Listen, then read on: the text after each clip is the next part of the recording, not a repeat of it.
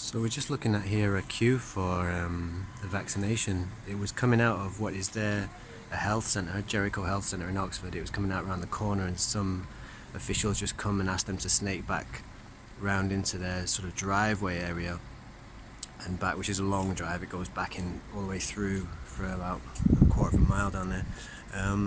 So they're all wearing masks. They all seem to be elderly people.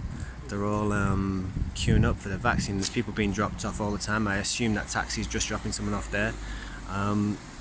They're all queuing up for a vaccination, which by I'm guessing it's the Pfizer one. There's a couple out at the moment, but the Pfizer one itself said that you'd have a 99.96 chance of not getting ill, even if you took their placebo, which was actually a meningitis vaccine.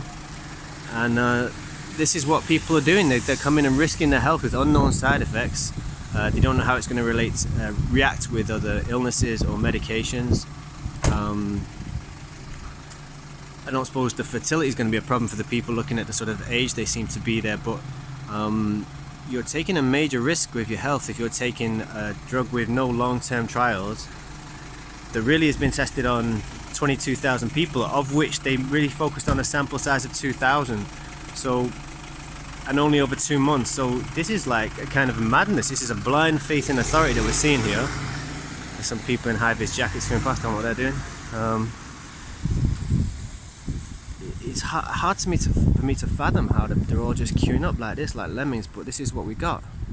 Let's see if I get a sense of the queue. I think it doesn't go much further. That's the back of it there. I guess he starts to come onto the pavement again. And I imagine this scene is being replicated all over the country.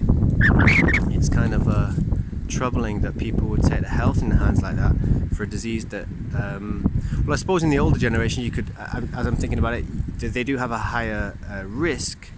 But again, I don't think the risk is that high if you're healthy and you don't have other comorbidities, and if you can stand outside in the cold to queue, there probably isn't that much wrong with you. Anyway, just that's your report from Oxford today.